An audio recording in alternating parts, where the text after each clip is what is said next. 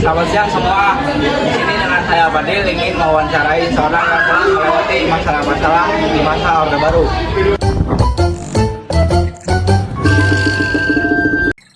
Di sini dengan Bapak Nur Rahman. Ya, lanjut saja ke pertanyaan masalah swasembada beras. Apakah program ini memberikan dampak yang signifikan terhadap ketahanan pangan Indonesia? Banget. Kenapa, Pak? Terutama sisi positif atau sisi negatifnya ada, sisi positifnya ada. Dalam sisi positifnya kebaikan lah. Mensejahterakan para petani dan tidak kekurangan beras.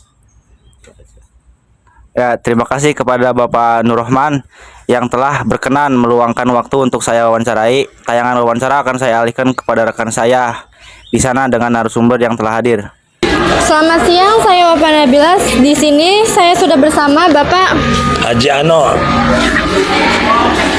Dimulai dengan permasalahan pemilu 1955. Bagaimana partisipasi politik masyarakat pada pemilu 1955 dibandingkan dengan pemilu-pemilu selanjutnya di era Orde Baru?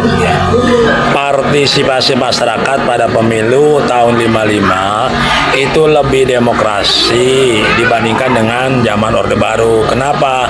Karena pada tahun 55 tidak ada penekanan dari pemerintah. Jadi masyarakat dengan bebas menyalurkan aspirasinya sesuai dengan hati nuraninya masing-masing. Beda dengan Orde Baru, di situ ada penekanan yang mana pemerintah berusaha bagaimana supaya masyarakat itu menggiring opini supaya mencoblos hanya pada partai tertentu yang ditujukan oleh pemerintah. Itu bedanya. Selanjutnya dengan masalah Tanjung Priuk. Apakah Bapak merasa ada upaya menutupi kejadian Tanjung Priuk di media?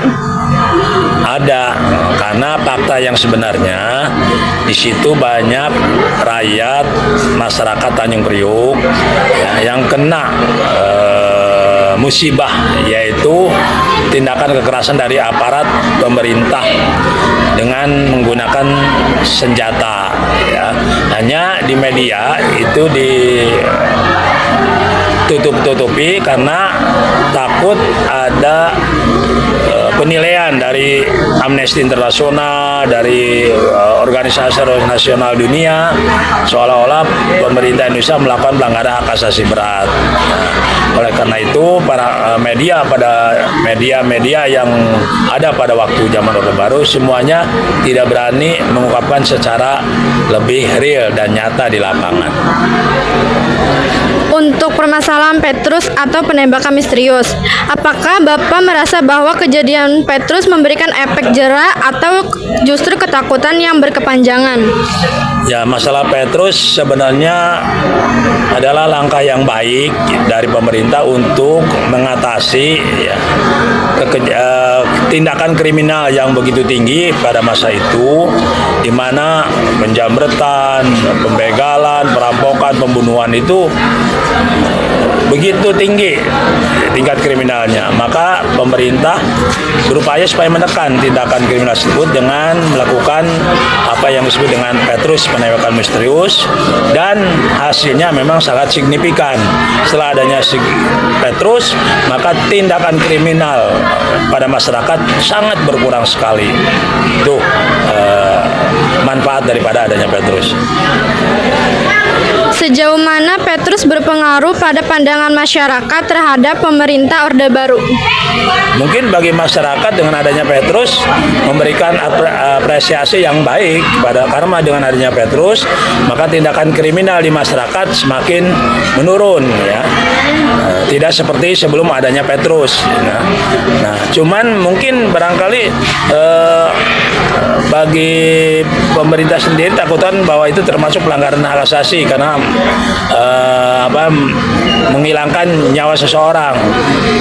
Nah, tapi pemerintah meyakinkan kepada dunia internasional bahwa tujuannya adalah untuk menekan kriminalitas saja.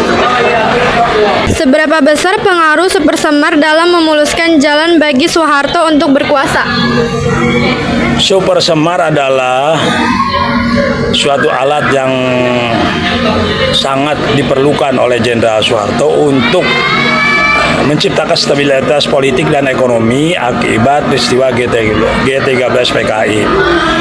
Peristiwa ini menyebabkan kehidupan politik dan ekonomi rakyat Indonesia pada waktu itu sangat sulit sekali, ya, sangat tidak kondusif. Akhirnya Jenderal Soeharto dengan diberi kekuasaan untuk menciptakan kondisi yang stabil, maka dia membuarkan PKI. Kenapa? Karena biang keladi dari semua itu adalah PKI. Nah, akhirnya dengan berhasil membuarkan PKI, maka seluruh komponen masyarakat menyetujui, ya. Baik, terima kasih Bapak telah berkenan meluangkan waktu untuk menjawab semua pertanyaan mengenai masalah yang terjadi di masa Orde Baru. Ya.